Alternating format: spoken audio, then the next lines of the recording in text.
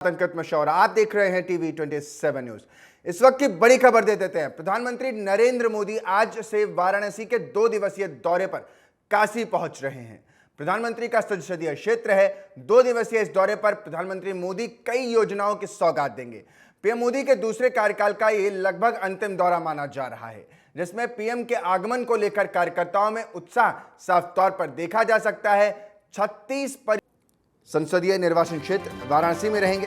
जानकारी देना आपको, भारतीय जनता पार्टी के महानगर अध्यक्ष विद्यासागर राय ने इस बारे में जानकारी भी दी है कि 2 दिवसीय दौरे के दौरान प्रधानमंत्री वाराणसी में लगभग 14,000 करोड़ रुपए की 23 परियोजनाओं का लोकार्पण और 13 परियोजनाओं का शिलान्यास करेंगे। साथ ही 2 जनसभाओं को संबोधित करेंगे पीएम मोदी। प्रधानमंत्री मोदी का विमान 22 फरवरी की रात लगभग 9 बजे वाराणसी के हवाई अड्डे पर उतरेगा और इसके बाद BLW गेस्ट हाउस वहां से प्रधानमंत्री मोदी रवाना होंगे। अगले दिन यानी 23 फरवरी को प्रधानमंत्री काशी हिंदू विश्वविद्यालय के स्वतंत्रता भवन में सांसद ज्ञान प्रतियोगिता के प्रतिभागियों, सांसद फोटोग्राफी प्रतियोगिता और सांसद संस्कृति प्रतियोगिता के प्रतिभागियों से संवाद स्थापित करेंगे। इस दौरान प्रधानमंत्री प्रत्येक श्रेणी में 5-5 प्रमुख प्रतिभागियों को सम्मानित भी करते हुए नजर आएंगे। पीएम मोदी विश्वविद्यालय से सीर गोवर्धन रविदास मंदिर पहुंचेंगे। वहां पर रविदास जी की भव्य मूर्ति का लोकार्पण करने के बाद एक जनसभा को भी संबोधित करते हुए नजर आएंगे। साथ ही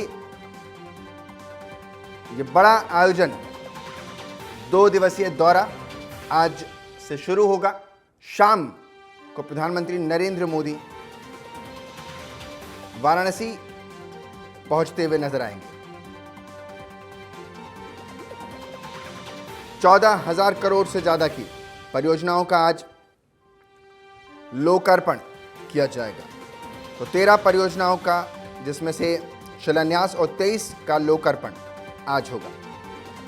रात्रि लगभग 9 बजे वाराणसी हवाई अड्डे पर प्रधानमंत्री नरेंद्र मोदी का विमान उतरेगा और साफ तौर पर यह बड़ा दौरा इस लिहाज से भी कि प्रधानमंत्री का संसदीय निर्वाचन क्षेत्र है वाराणसी, इसलिए भी अहम। वाराणसी की कायाकल्प का पूरा श्रेय प्रधानमंत्री नरेंद्र मोदी को ही जाता है। भव्य मंदिर हो, वाराणसी का काशी कॉरिडोर हो, इसका जो मुख्य एक तरीके से कहें तो आज जिस तरीके से पूरे विश्व में काशी कॉरिडोर को सराहा जाता है, तो उसका श्रेय प्रधानमंत्री नरेंद्र मोदी को ही दिया जाता है। और इस लिहाज से आज का ये दौरा बेहद खास अपने आप में, और इस दौरे के जरिए प्रधानमंत्री नरेंद्र मोदी कई कार्यक्रमों में हिस्सा भी लेंगे। बड़ी जानकारी आपको दे रहे हैं। प्रधानमंत्री नरेंद्र मोदी का आज से 2 दिवसीय वाराणसी दौरा शुरू हो रहा है और इस दौरे के जरिए पीएम कई योजनाओं का लोकार्पण और शिलान्यास करते हुए नजर आएंगे। दौरे को लेकर जानकारी आपको दे देते हैं कि आज क्या कुछ पीएम मोदी का कार्यक्रम रहने वाला है। दरअसल 2 दिवसीय दौरे पर हैं पीएम मोदी। 22 और 23 फरवरी को अपने संसदीय निर्वाचन क्षेत्र जाएंगे, जहां 14,000 करोड़ रुपए की 23 परियोजनाओं का लोकार्पण और 13 परियोजनाओं का शिलान्यास करेंगे। साथ ही 2 जनसभाओं को संबोधित करेंगे। प्रधानमंत्री नरेंद्र मोदी का विमान आज रात्रि लगभग 9 बजे के आसपास वाराणसी के हवाई अड्डे पर उतरेगा। सीधे वहां से BLW गेस्ट हाउस पीएम जाएंगे और ये पूरे कार्यक्रम की जानकारी आपको दे रहे हैं कि आज ये कार्यक्रम कैसे रहने वाला है।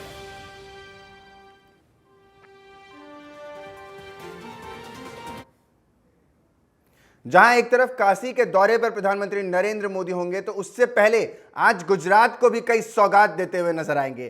प्रधानमंत्री मोदी का आज से अहमदाबाद 1 दिवसीय दौरा है, जहां गुजरात सहकारी दुग्ध विपणन महासंघ का समारोह होगा। स्वर्ण जयंती समारोह में शामिल होने के लिए पीएम मोदी जाएंगे। प्रदेश को पीएम मोदी करोड़ों रुपए की सौगात आज देते हुए नजर भी आएंगे। तो ये बड़ी जानकारी दे रहे हैं। काशी के दौरे से पहले गुजरात के इस दौरे पर पीएम मोदी रहने वाले हैं। यहां से ही शाम को काशी के लिए रवाना होंगे प्रधानमंत्री नरेंद्र मोदी। इस दौरे को लेकर जो जानकारी निकलकर सामने आ रही है, 22 फरवरी को यानी आज सुबह 10:45 पर अहमदाबाद में गुजरात सहकारी दूध विपणन महासंघ के स्वर्ण जयंती समारोह में भाग लेंगे पीएम मोदी। उसके बाद दोपहर करीब 12:45 पर प्रधानमंत्री मेहसाड़ा पहुंचेंगे और बनीनाथ महादेव मंदिर में पूजा व दर्शन करते हुए नजर आएंगे। ये मिनट टू मिनट कार्यक्रम मैं आपको बता रहा हूं। दोपहर लगभग 1 बजे मोदी तारंभ मेहसाड़ा में एक सार्वजनिक कार्यक्रम में शामिल होंगे। 13,500 करोड़ रुपए से अधिक की लागत की कई विकास परियोजनाओं का लोकार्पण आज यहां से करेंगे और आधारशिला रखेंगे। तो वहीं लगभग शाम 4:15 बजे प्रधानमंत्री नवसारी पहुंचेंगे, जहां लगभग 47,000 करोड़ से अधिक लागत की कई विकास परियोजनाओं का लोकार्पण आज करेंगे, आधारशिला रखेंगे, कार्य आरंभ करेंगे। शाम लगभग 6:15 बजे प्रधानमंत्री मोदी काकरापारा परमाणु ऊर्जा स्टेशन का दौरा करेंगे और राष्ट्र को 2 नए प्रेशराइज्ड हैवी वाटर रिएक्टर यानी PHWR समर्पित कर देंगे। इसके बाद पीएम मोदी यहां से शाम को वाराणसी के लिए निकल जाएंगे। ये बड़ी जानकारी आपको देने हैं पूरे गुजरात दौरे को लेकर। 2 दौरे गुजरात के बाद वाराणसी जाएंगे पीएम मोदी।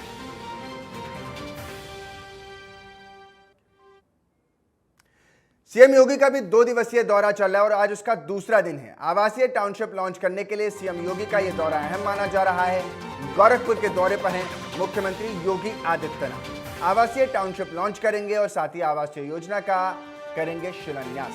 करीब 400 भूखंड आवासीय योजना की आज इस दौरे में लॉन्चिंग होगी। प्लास्टिक रिसाइकलिंग यूनिट का सीएम आज शिलान्यास करेंगे। 250 करोड़ की लागत से स्थापित की जाएगी ये यूनिट, जो कि जानकारी आ रही है। 17 परियोजनाओं का लोकार्पण शिलान्यास करेंगे सीएम योगी, जो जानकारी निकलकर सामने आई। 2 दिवसीय दौरे पर रहेंगे आज मुख्यमंत्री योगी आदित्यनाथ। 17 परियोजनाओं का आज लोकार्पण और शिलान्यास होने जा रहा है, जिसमें रोजगार से लेकर रहने के लिए आवास तक दोनों ही मोर्चे पर योगी सरकार प्रबलता के साथ मुखर होती हुई और काम करती हुई नजर आएगी। जहां प्लास्टिक रिसाइकलिंग यूनिट का सीएम आज शिलान्यास करेंगे, प्लास्टिक रिसाइकलिंग यूनिट का, तो वहीं दूसरी तरफ 17 परियोजनाओं का आज लोकार्पण और शिलान्यास करेंगे सीएम योगी। दरअसल प्लास्टिक रिसाइकलिंग यूनिट 250 करोड़ की लागत से स्थापित की जाएगी। तो वहीं आवासीय योजना में 450 घरों की सौगात, आवासीय भूखंड, करीब 400 भूखंडों की आवासीय योजना की लॉन्चिंग की जाएगी। 2 बड़े आयोजन 2 दिवसीय दौरे के चलते आज सीएम योगी का ये बड़ा कार्यक्रम रहने वाला है। प्लास्टिक रिसाइकलिंग यूनिट का सीएम शिलान्यास करेंगे। 17 परियोजनाओं का आज इसमें लोकार्पण और शिलान्यास होने वाला है। 2 दिवसीय दरअसल दौरे पर है, अपने क्षेत्र में है, निर्वाचन क्षेत्र भी है सीएम योगी का।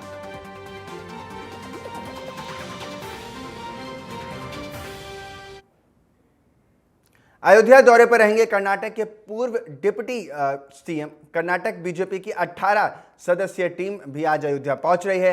रामलला के दर्शन पूजन करेगी यह पूरी टीम और आज 10:30 बजे महर्षि वाल्मीकि एयरपोर्ट पर पहुंचेगा विमान। ये जानकारी आपको दे रहे हैं। आज कर्नाटक के पूर्व डिप्टी सीएम आज यहां अयोध्या में राम दरबार में होंगे। 18 सदस्यीय टीम भी उनके साथ आज यहां दर्शन करेगी। रामलला के दर्शन पूजन करने के लिए कर्नाटक के पूर्व उप मुख्यमंत्री पहुंच रहे हैं। अयोध्या का यह दौरा है जिसमें 18 सदस्यीय टीम यानी 18 लोग उनके साथ इसमें शामिल होंगे। भारतीय जनता पार्टी के पूर्व डिप्टी सीएम का आज ये दौरा है, जो अयोध्या में दर्शन के लिए पहुंचेंगे। एकाएक कर हर राज्य अयोध्या में रामलला के दर्शन करने के लिए पहुंच रहा है और उसी में कर्नाटक के 18 सदस्यीय टीम आज पहुंच रही है पूर्व डिप्टी सीएम के साथ।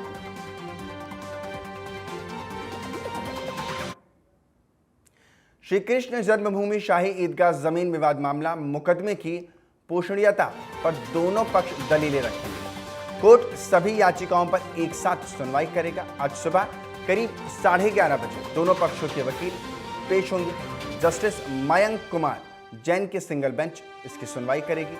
तो वहीं एक साथ इलाहाबाद हाईकोर्ट 17 याचिकाओं पर आज सुनवाई करता है। बड़ी जानकारी आपको दे सुबह 11:30 बजे दोनों पक्षों के वकील पेश होंगे। पंकज तिवारी मेरे साथ ज्यादा जानकारी के साथ जुड़ गए हैं। पंकज, मथुरा में आज मथुरा केस को लेकर के, ज्ञानवापी को लेकर के एक तरीके से कहें बड़ी सुनवाई आज होने वाली है। शाही ईदगाह मामला, क्या कुछ ये होने वाला है और कितने बजे से सुनवाई? जी देखिए, अभी तक जो खबर आ रही है उसके अनुसार आज 11 बजे के बाद ये कार्यवाही शुरू होगी। मथुरा श्री कृष्ण जन्मभूमि और शाही ईदगाह का जो विवादित मामला है हिंदू और मुस्लिम दोनों पक्ष के बीच में, इसमें तमाम तरह के सर्वे के आदेश हुए, सुप्रीम कोर्ट तक मामला गया, रोक भी लगाई गई और दोनों पक्ष को सुनने की बात भी कही गई। लेकिन प्रयागराज हाईकोर्ट में आज रेवेन्यू सर्वे की याचिका पर सुनवाई होने वाली है, जिसमें इलाहाबाद हाईकोर्ट की सिंगल बेंच में ये मामले की सुनवाई होगी और ईदगाह के विवादित परिसर का रेवेन्यू सर्वे कैसे कराया जाए, इसको लेकर के कोर्ट का फैसला आ सकता है। हिंदू पक्ष की तरफ से मांग को लेकर के अर्जी दाखिल की गई कि रेवेन्यू सर्वे कराया जाए। तो ये जिस हिसाब से पहले आपने देखा होगा कि वाराणसी में ज्ञानवापी को लेकर के जो मामला फिर पकड़ा हुआ था और जिस हिसाब से दोनों पक्षों को एक बेंच पे ला करके और कोर्ट ने सुना और उसके बाद वहां तमाम तरह के जो प्रोसीजर है वो चल रहे हैं। हालांकि वहां तो हिंदू पक्ष को पूजा पाठ करने की अनुमति दी गई है, लेकिन उसी तरह से मथुरा में भी जो है कृष्ण जन्मभूमि और शाही ईदगाह का मामला चल रहा है और इसलिए कहीं न कहीं जो मुस्लिम पक्ष है उसका कहना है कि जो वर्शिप एक्ट है इसके तहत जो आजादी के बाद जो भूमि है, जो परिसर है, उसको छेड़छाड़ नहीं किया जा सकता है। लेकिन कहीं ना कहीं हिंदू पक्ष की दलील है कि अगर इसको बदला गया है और हिंदू मंदिरों को तोड़ करके ये सब चीजें बनाई गई हैं तो जाहिर सी बात है कि न्यायालय की शरण में हिंदू पक्ष जाएगा और उसे न्याय चाहिए। इसी को लेकर ये सुनवाई चल रही है। तो रेवेन्यू सर्वे को लेकर के आज देखने वाली बात होगी कि कोर्ट में सुनवाई के दौरान कोर्ट इस पे क्या एक्शन ले रहा है। दोनों पक्षों को सुनने के बाद लगभग 11:30 बजे के बाद कोर्ट में ये सुनवाई शुरू की जाएगी। 17 याचिकाओं पर एक साथ सुनवाई होनी है, तो ये 17 याचिकाएं दोनों तरफ से डाली गई हैं या एक पक्ष की तरफ से ही 17 याचिकाएं हैं जिनको समझ कर दिया गया और एक साथ ही सुनवाई होगी? नहीं, देखिए, एक पक्ष की तरफ से ये 17 याचिका नहीं है, ये सारी याचिकाएं दोनों पक्षों को मिला करके हैं। मैंने आपको बताया कि हिंदू पक्ष का कहना है कि जो हिंदू अधिकार है उसके तहत न्याय मिलना चाहिए और उसको दिया जाना चाहिए, क्योंकि पहले हिंदू के हाथ में ये सारी संपत्तियां थी। बाद में जब मुगल काल आया उस समय बाबर के जमाने में जब लहर चली मंदिरों को तोड़ने की, उस समय तोड़ करके जो तमाम हिंदू मंदिर थे वहां पे ईदगाह बना दिए गए, मस्जिद का निर्माण कर दिया गया। जबकि मुस्लिम पक्ष का सीधे तौर पे कहना है कि आजादी के पहले जो कुछ भी हुआ, वर्शिप एक्ट में साफ लिखा हुआ है कि आजादी के पहले जो कुछ जैसे था वैसे था, आजादी के बाद जो जैसे है वैसे ही रहेगा। तो कम से कम जो वर्शिप एक्ट है इसका फायदा मुस्लिम पक्ष को मिलना चाहिए। लेकिन कहीं ना कहीं अगर जो इस पे सर्वे नहीं कराया गया और इसकी पुख्ता जांच नहीं की गई तो जाहिर सी बात है हिंदू पक्ष का कहना है कि हमें न्याय नहीं मिल पाएगा। लिहाजा कोर्ट को ये एक्शन लेना पड़ रहा है कि तमाम तरह के सर्वे, चाहे वो ASI द्वारा कराया जाए, चाहे रेवेन्यू सर्वे हो या जितनी तरह की जांचें हो, जिससे उसकी वस्तु स्थिति का पता लगाया जा सके कि आखिर इसकी पौराणिक पृष्ठभूमि क्या रही है। ये इन सब चीजों को देखने के लिए ये मामला कोर्ट में गया। कोर्ट आज सुनवाई के दौरान जाहिर की बात है कि रेवेन्यू सर्वे को लेकर के विशेष आदेश जारी कर सकता है। दरअसल आप बता रहे हैं वर्शिप एक्ट को लेकर के, और इसको बदलने के लिए और इसको रद्द करने के लिए भी हमने सुना भी है कि विधानसभा से लेकर के सदन में, उच्च सदन में भी इसका मामला उठा था और चाहते हैं कि ये जो वर्शिप एक्ट है वो बदल दिया जाए।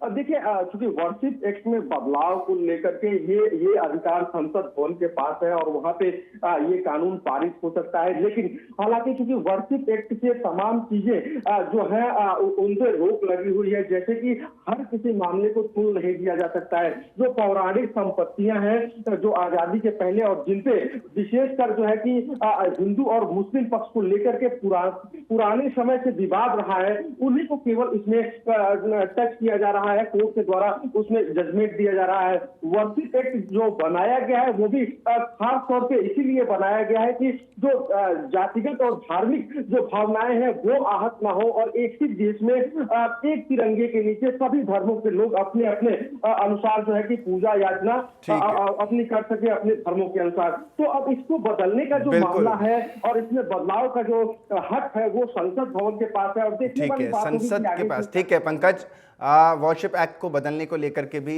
जो कायदे कानून हैं वो संसद का काम होता है। बहुत बहुत शुक्रिया पंकज, तमाम जानकारी देने के लिए। यूपी बोर्ड की 10वीं और 12वीं की परीक्षाओं की शुरुआत आज से हो गई है। 55 लाख स्टूडेंट आज एग्जाम में शामिल होंगे।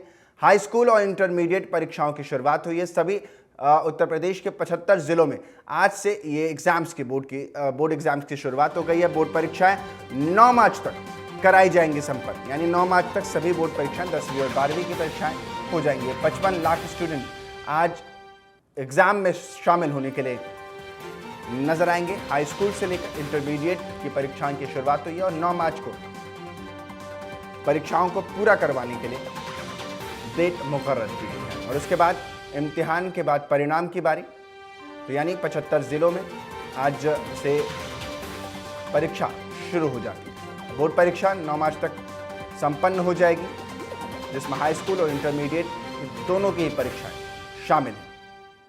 तो ये यूपी बोर्ड के 10वीं और 12वीं परीक्षाओं की शुरुआत हुई है। आज से 55 लाख छात्र, या यूं कह ले 55 लाख से ज़्यादा छात्र आज एग्जाम में बैठेंगे।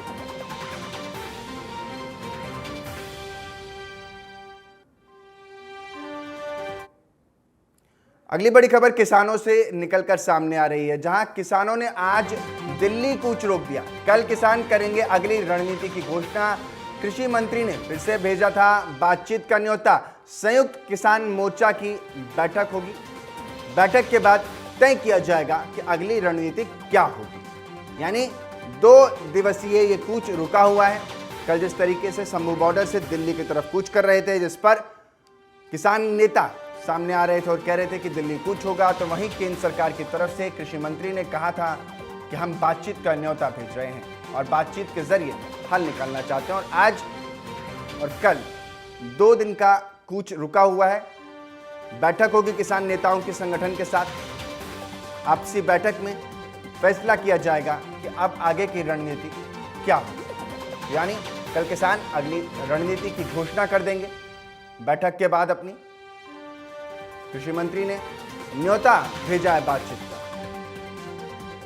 संवाद से ही विवाद सुलझेगा और विवाद सुलझाने के लिए सरकार तत्पर नजर आती है। कोशिश लगातार की जा रही है।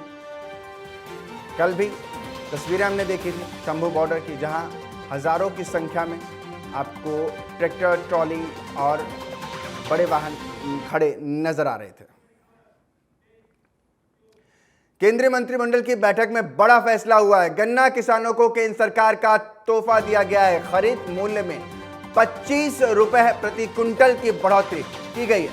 315 रुपए प्रति कुंटल से बढ़ाकर 340 रुपए प्रति कुंटल कर दिया गया है। गन्ना किसानों को केंद्र सरकार का बड़ा तोहफा। खरीद मूल्य में 25 रुपए प्रति कुंटल की बढ़ोतरी की गई है।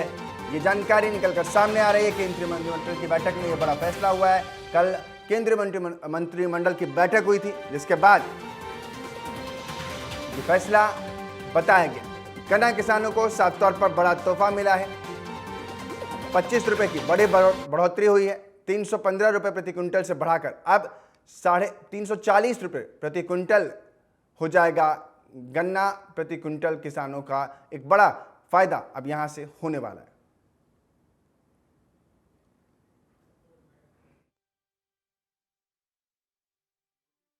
पिछले 10 वर्षों में लगातार किसान कल्याण के लिए और कृषि विकास के लिए लगातार काम करती रही है।